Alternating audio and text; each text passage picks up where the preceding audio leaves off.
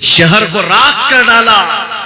लेकिन मेरे अजीजों, मेरी इस गुफ्तगू को याद रखना, चंद दिन आएंगे फिर देखना आप उन्हीं गज्जा के बच्चों के हाथों में परचम इस्लाम लहराता हुआ देखिएगा, और उन जालिमों के आंखों से आंखें मिलाकर बात करने वाले जवानों को पूरी दुनिया आलोचना कर रही है, तनकीद कर रही है, ये बच्चों के कातिल हैं। एक नुक्ते की बात अर्ज कर रहा हूं, हॉस्पिटल पर बम गिरा देते हैं। आपको पता है फिलिस्तीन में अभी तकरीबन 8000 बच्चे मारे गए, जिनकी उम्र 6 महीने, साल भर, 2 साल, 4 साल, 5 साल। बच्चों को कोई भी निजाम से ताल्लुक रखने वाला हो, रहम की नजर से देखता, किसी भी धर्म वाला हो, लेकिन ये जालिम क्यों बच्चों को मार रहे हैं पता है? वजह सिर्फ ये है, वो खौफ सता रहा है जो इकबाल ने 100 साल पहले कहा था, सुना है कुदसियों से मैंने कि वो शेर फिर होशियार होगा। इकबाल ने कहा था, सुना है कुदसियों से मैंने कि वो शेर फिर होशियार होगा। कौन सा शेर? निकल करके सहरा से जिसने उलट दिया था तख्ते रोमा। क्या बात है, वाह वाह वाह। वो शेर फिर होशियार होगा। ये इजराइली वही काम कर रहे हैं जो इनके बाप दादा फिरौनी ताकत किया करते थे। फिरौन को नुजूमियों ने बताया था कि एक बच्चा पैदा होगा जो तेरी सल्तनत को हिलाक कर देगा, और इस खौफ से उसने 1 साल के अंदर 12,000 बच्चों को कत्ल कर डाला था। नुजूमियों ने बताया था फिरौन के ख्वाब की ताबीर में 12,000 बच्चों को कत्ल कर डाला, लेकिन जो बच्चा इसकी सल्तनत को हिलाक करने वाला था वो मूसा अलैहिस्सलाम थे। पैदा भी हुए और फिरौन के घर में ही अल्लाह ने उनको पाला। आपको पता है, तफसीर उठा करके देख लें, जब हजरत मूसा अलैहिस्सलाम की माँ, उनकी विलादत का वक्त करीब आया तो तहखाने में गई, बेटा पैदा हुआ। हालात ऐसे थे कि फिरौन जो भी बच्चा पैदा होता ज़बह कर देता था। कुरान में आया, युज़ब्बिऊना अब्नाअहुम व यस्तहयूना निसाअहुम। लड़की पैदा होती तो जिंदा छोड़ देते थे, बेटा पैदा होता तो ज़बह कर देते थे। अब मूसा अलैहिस्सलाम जब पैदा हुए तो क्या किया? खुदा की तकदीर और उसकी हिकमत के फैसले आपको मैं बता रहा हूं, तफसीर से ताल्लुक रखने वाली बात।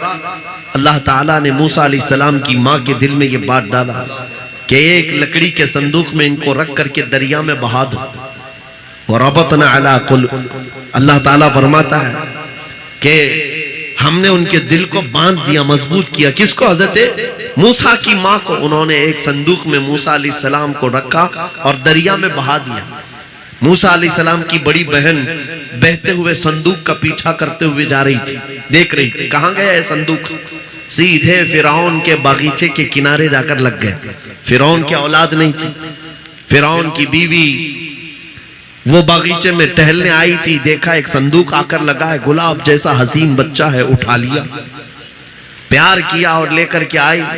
फिरौन से कहने लगी कि हम इसको अपना बेटा क्यों ना बना ले। पहले फिरौन तो डरा कि कहीं वो मेरी सल्तनत को हिलाक करने वाला बच्चा ये तो नहीं है। बीवी ने कहा, कैसी बात करते हो, ये तो दरिया से बहकर के आया है, तुम्हें पता नहीं मौला कहां से बहाकर तुम्हारी हिलाकत को लाए। क्या बात है, अल्लाह अल्लाह अल्लाह अल्लाह। तुम्हारी हिलाकत कहां से आएगी तुम्हें अंदाजा भी नहीं है। सुनो मेरी बात को। फिरौन ने बीवी की बात मान ली। मूसा अलैहिस्सलाम की परवरिश फिरौन के घर में हो रही है, फिरौन के घर में, और वो भी किस शान से। मूसा अलैहिस्सलाम पैदाइशी बच्चे हैं, दूध पिलाने की बात आई तो किसी दाया का दूध आप पकड़ते नहीं।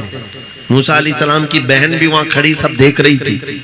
फिरौन की बीवी से कहा, मैं एक दाया को जानती हूं जिसका दूध हर बच्चा पकड़ लेता है। कहा, बुला लाओ, हम शाही खजाने से उसे इनाम भी देंगे। वो गई और अपनी माँ को ले आई, अपनी माँ को ले आई। मूसा अलैहिस्सलाम अपनी माँ के गोद में गए, जैसे ही सीने से लगाया दूध पीने लग गए। बादशाहत में खुशी, और मूसा अलैहिस्सलाम की माँ को इनाम और इकराम भी दिया गया। हर बच्चे की परवरिश के लिए मूसा अलैहिस्सलाम की माँ को फिरौन के घर में रखा गया।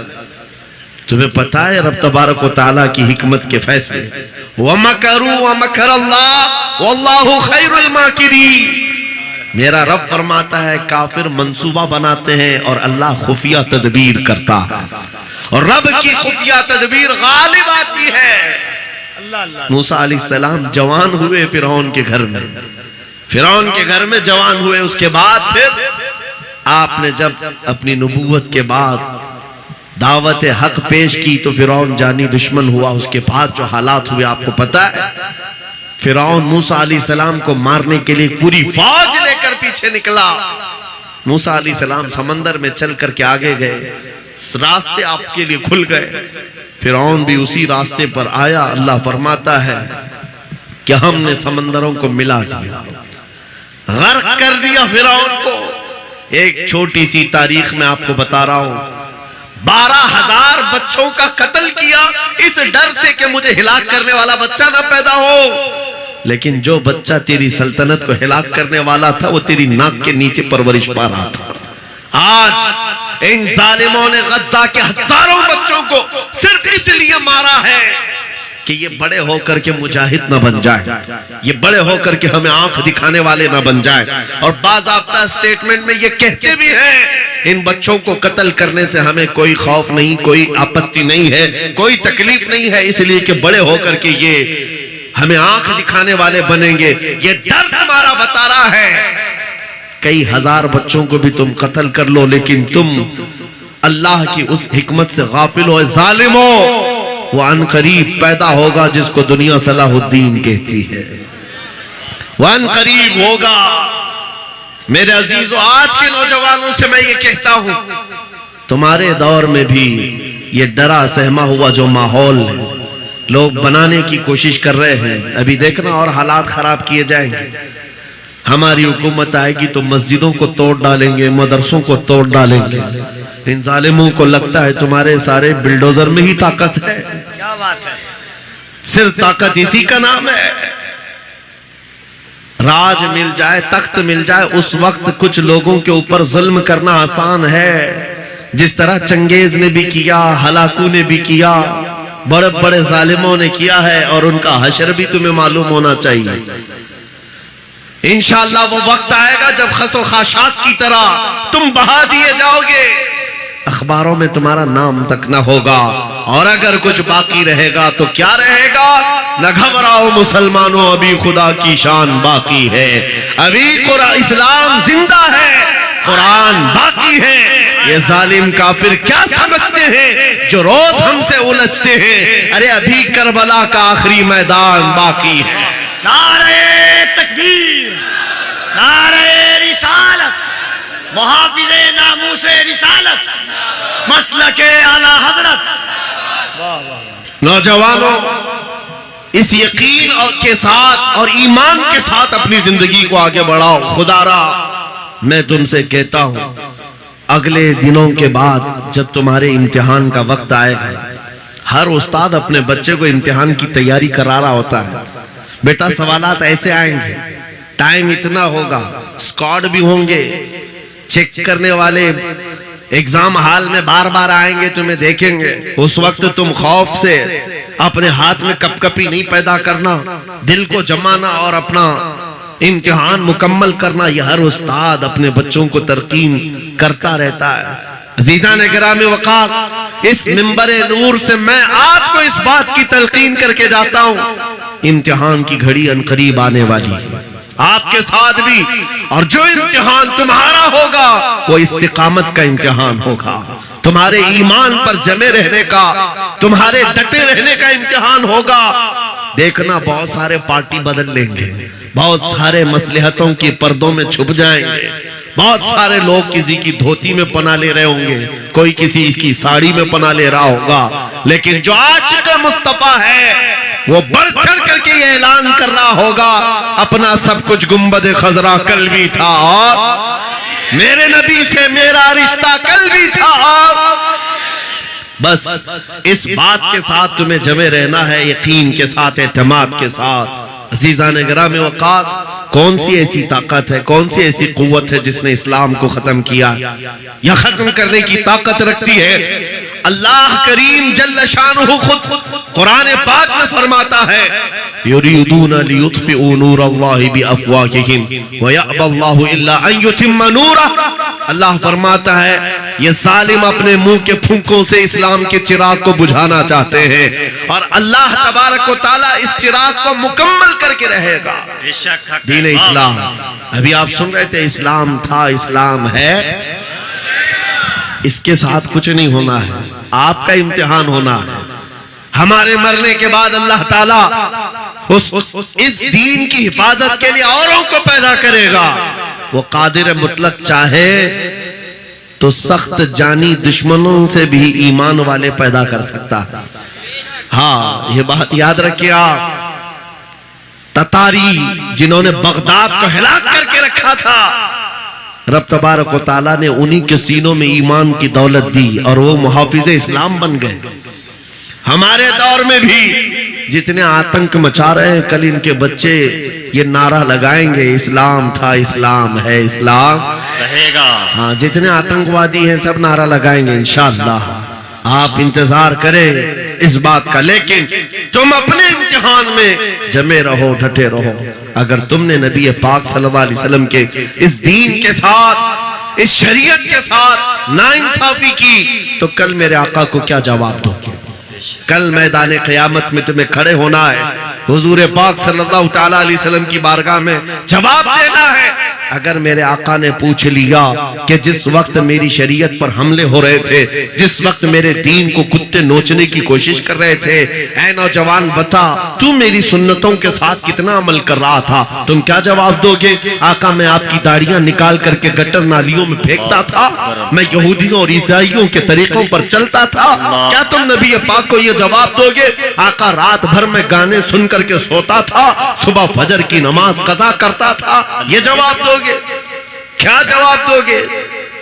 आपके पास अगर जवाब नहीं देने की ताकत है तो आज ही बदल डालो, जिंदगी बदल डालो, आज इनकलाब ले आओ। देखना, मैं अक्सर ये बातें कहता हूं ना, मैं चाकू छुरी की बात करता हूं, ये तो शायर लोग तलवार उठाने की भी बात करते हैं। हाँ, ये कहते भी हैं समझौता नहीं होगा, तलवार उठ जाएगी। मैं तो तलवार की भी बात नहीं करता। अरे प्लास्टिक का ब्लेड भी रख लो तो कल को हमको आतंकवादी घोषित कर दे। बम, बारूद, बंदूक, किसी चीज की बात नहीं करता, सिर्फ इतनी बात करता हूं, नबी पाक के इश्क में मलबूस होकर तुम सिर्फ रास्तों में चलते फिरते रहोगे, तुम्हारी चलत फिरत से कई कीड़े यूं ही मर जाएंगे। वाह वाह, बहुत खूब। हुजूर पाक की सुन्नतों में वो दम है, वो असर है, तुम्हारी चलत फिरत से कई कीड़े फना हो जाए। बात सिर्फ इतनी है, दीवार क्या गिरी मेरे खस्ता मकान की, लोगों ने आने जाने का रास्ता बना लिया। होता यही है, कोई पुराना घर गिर जाए ना, लोग इधर से उधर आने का रास्ता बना लेते हैं। आज हमारी जमात के अंदर इंतशार हुआ, नौजवानों में आवारगी आ गई तो हर कुत्ता हमको ही टारगेट करने लग गया, हर कुत्ता हमें ही भौंकने लग गया। मेरे अजीजों, शिद्दत से आज उस सलाहुद्दीन अय्यूबी की बात याद आती है। क्या आपको पता है उनका दौर ऐसा है कि यहूदी माएं, ईसाई माएं अपने बच्चों को थपकियां देकर सुलाती थी, कहती बेटा सो जा नहीं तो सलाहुद्दीन आ जाएगा। हालांकि जुल्म से कोई तख्त नहीं बिछाया था, सुन्नते मुस्तफा का रौब ऐसा कायम था, हुजूर के इश्क का रौब कायम था, जिसकी वजह से पूरी दुनिया में उनकी तूती बोलती थी। आज करोड़ों की तादाद में है, करोड़ों की तादाद में जालिम हमें आंख दिखा रहे हैं।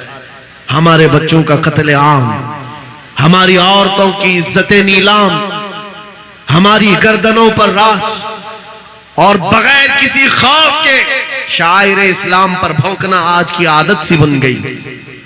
नौजवानों, तुम्हारे अंदर अगर ज़मीर बेदार है, गैरत मौजूद है, तो अपने आप को बदल डालो। जवाब देने का एक वक्त आएगा, इंशाअल्लाह वक्त आएगा जवाब देने का।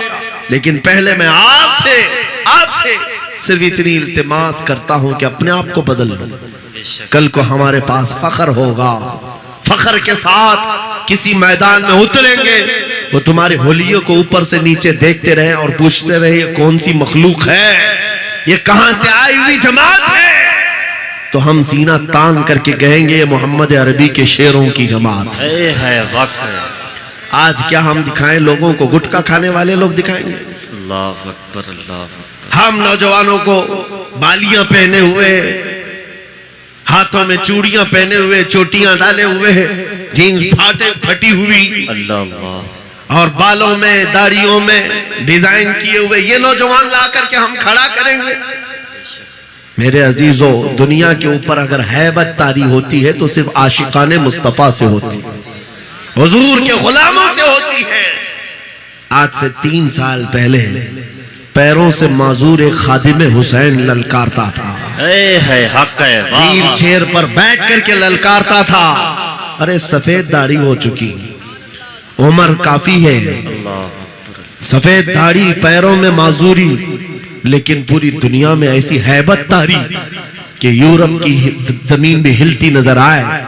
हॉलैंड की पार्लियामेंट में बाज़ाब्ता उनको लेकर कहा जाए ये आदमी मोस्ट डेंजरस है, बहुत ज्यादा डेंजर है। हम सोचते हैं ये तो पैरों से माजूर सफेद दाढ़ी वाला व्हील चेयर पर बैठा हुआ, तुम्हारे लिए कैसे डेंजर हो गया? तुम्हारे पास तो बहुत बड़े बड़े मिसाइल, एटम बम है, सब कुछ है। पता ये चला कि रब तबारक व तआला जो हैबत डालता है वो आशिक़े मुस्तफा की हैबत डालता है। हक है, नबी पाक की सुन्नतों पर आमिल है। या रसूल अल्लाह, या रसूल अल्लाह।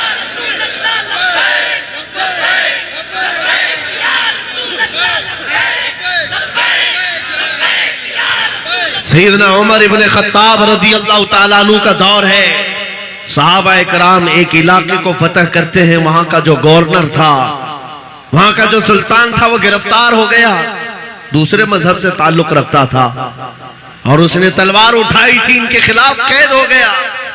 लेकिन जब कैद होकर के आया तो जाहिर सी बात है हमारे खिलाफ तलवार उठाए थे, अब फंसे हो तो मार खाओगे, अब तुम्हारे